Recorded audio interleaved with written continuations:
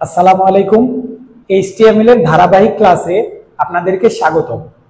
এই ক্লাসের মাধ্যমে আমরা শিখতে পারবো র স্পেন এবং কল স্পেন। এটা কিন্তু খুবই গুরুত্বপূর্ণ একটি আইটেম। প্রত্যেকটা এইচটিএমএল এর কোশ্চেনে এগুলো কম বেশি দেখা যায়।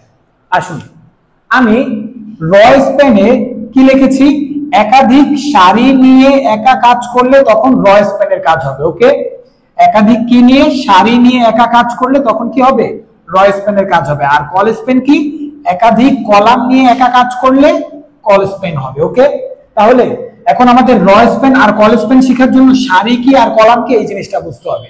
আসেন আমরা একটু দেখি। এখানে আমি যদি বলি, এই যে আমি যে ঘরগুলো আঁকলাম এর প্রত্যেকটা কি সারি, এই একটা সারি, এই একটা সারি, এই একটা সারি, এই একটা সারি। নিচে নামলে সিরিয়ালি সেগুলারে কি বলা হয়, সারি বলা হয় বা র বলা হয়। এগুলারে কি বলে, র বা সারি। এখন আমি যদি পাশে আঁকি, যেমন এ বি সি, এগুলারে কি বলা হবে, এগুলার এক একটারে কলাম বলা হবে। কি বলা হবে, কলাম। তাহলে নিচে নামলে সেগুলারে কি বলা হয়, সারি বলা হয়। র র র র এগুলারে কি বলা হবে, র বলা হবে। আর পাশাপাশি গেলে এগুলারে কি বলা হবে, কলাম বলা হবে। যেমন A column, B column, C column আমরা ছোটবেলায় পড়েছিলাম।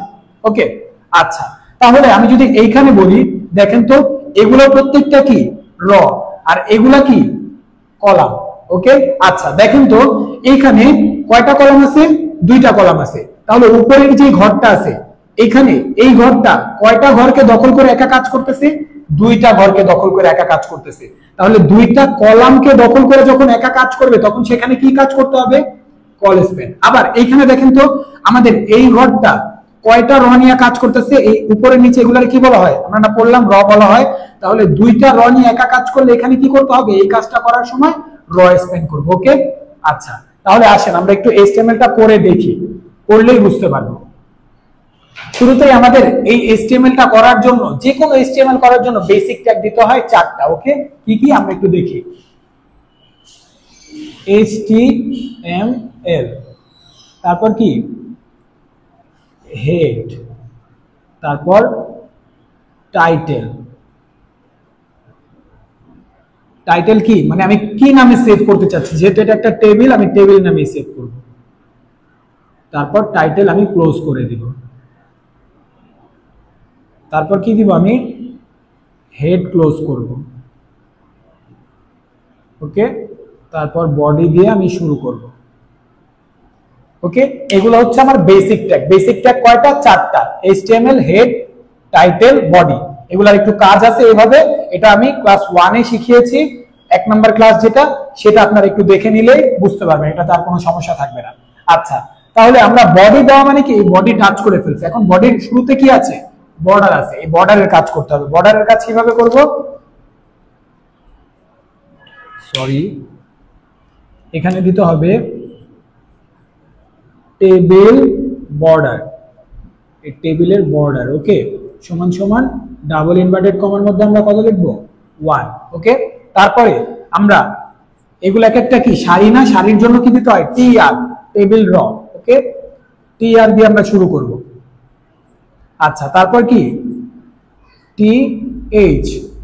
দেখেন এইখানে এই টি টেস্ট রেজাল্টটা কি একটা হেডলাইন আকারে আছে না, আর এই হেডলাইনের আন্ডারে এই লেখাগুলো আছে না, তাহলে এটাকে আমরা কি বলবো, টি এইচ, টেবিল হেড। ওকে, আচ্ছা টেবিল হেড, টি এইচ দেওয়ার পরে দেখেন তো এই লেখাটা কয়টা কলাম দখল করে আছে, দুইটা কলাম। তাহলে কল স্পেন দিতে হবে। তাহলে আমি লিখবো কি, কল স্পেন। কল স্পেন লিখে ডাবল সমান সমান দিব। ওকে,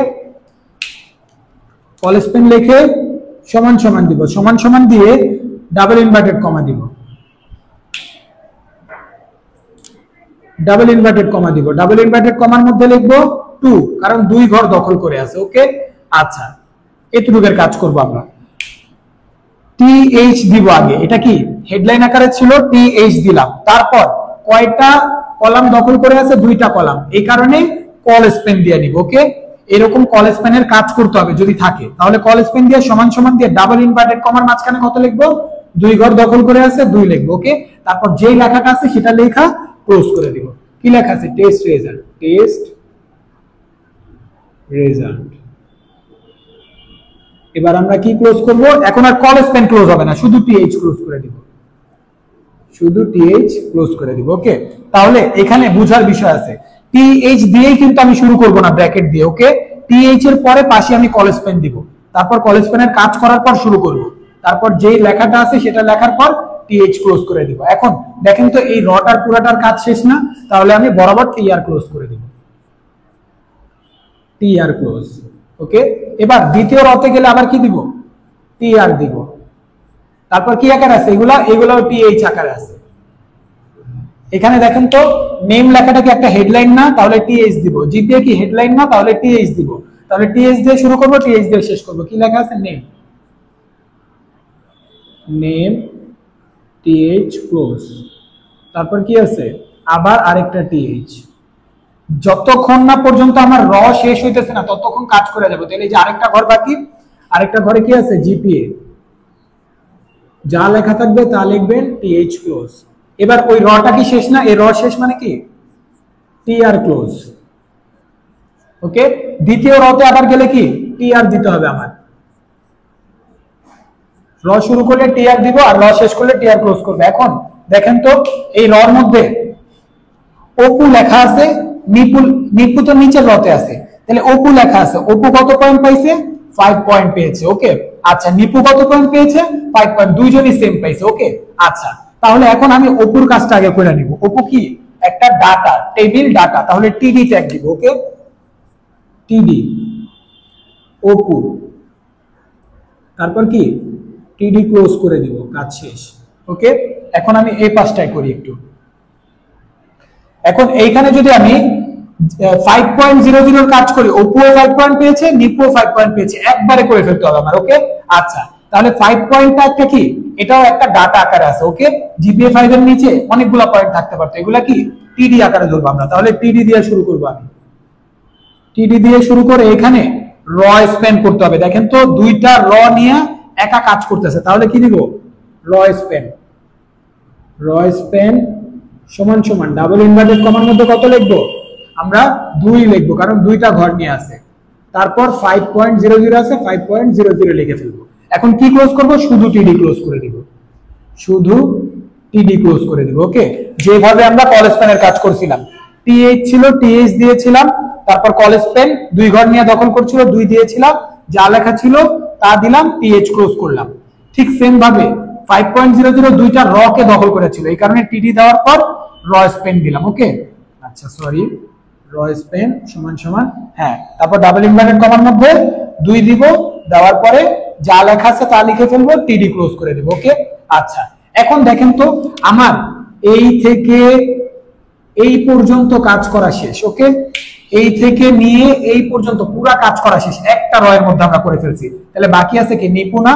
তাহলে আমার এই রটা যেহেতু শেষ, এই টিআরটা যে শুরু করছিলাম এটা তো ক্লোজ করি নাই, এটা ক্লোজ করে দিব। ওকে, তারপর নিচে আরেকটা টিআর আছে। ওকে, টিআর দিয়ে শুরু করব, টিডি আকারে ধরবো। ওকে, নিপু কি টিডি আকারে আছে, তাহলে কি লেখা আছে, নিপু। নিপু লিখে টিডি ক্লোজ করব। এখন পুরো এইচটিএমএল এর কাজটা কি শেষ না, আগে বডি টেবিল ক্লোজ করব। ওকে, তাহলে আগে টেবিল ক্লোজ, তারপর কি ক্লোজ, যেগুলো ক্লোজ করা হয় না, বডি ক্লোজ, তারপর এইচটিএমএল ক্লোজ। তাহলে বডি ক্লোজ, এইচটিএমএল ক্লোজ। আশা করতেছি বুঝতে পারছেন। তারপরও আমি আরেকবার বুঝিয়ে দিচ্ছি। দেখেন, যখন আমার দুইটা কলাম নিয়ে একা কাজ করবে তখন কি হবে, কল স্পেন। দুইটা র নিয়ে একা কাজ করবে তখন কি হবে, র স্পেন। তাহলে এখানে এটা একটা কি আকারে ছিল, টিএইচ আকারে ছিল, টিএইচ দিয়ে আমি ব্র্যাকেট দিয়ে ফেলবো না, টিএইচ দেওয়ার পর কল স্পেন দিব, তারপর যত ঘর নিয়ে আছে ডাবল ইনভার্টেড কমার মধ্যে সেটা লিখবো, যা লেখা থাকবে সেটা লেখা দিব, টিএইচ ক্লোজ করে দিব। র স্পেনের ক্ষেত্রে আমি আগে সেই ঘরটায় যাব, যে ঘরের কাজ করবো সেই ঘরটায় যাব। এই যে টিডি, টিডি আকারে ছিল, টিডি দিলাম, র স্পেন দিলাম, ব্র্যাকেট আগেই দিয়ে ফেলবো না, র স্পেন দিয়ে সমান সমান দিয়ে ডাবল ইনভার্টেড কমার মতো যত ঘর ছিল তত ঘর লিখবো, তারপর ব্র্যাকেট দিব, তারপর যে লেখাটা আছে সেটা লিখবো, টিডি ক্লোজ করে দিব। ওকে, এইভাবে আমরা র স্পেন এবং কল স্পেনের যতগুলো সৃজনশীল আসে সমাধান করে ফেলবো। ওকে, থ্যাংক ইউ।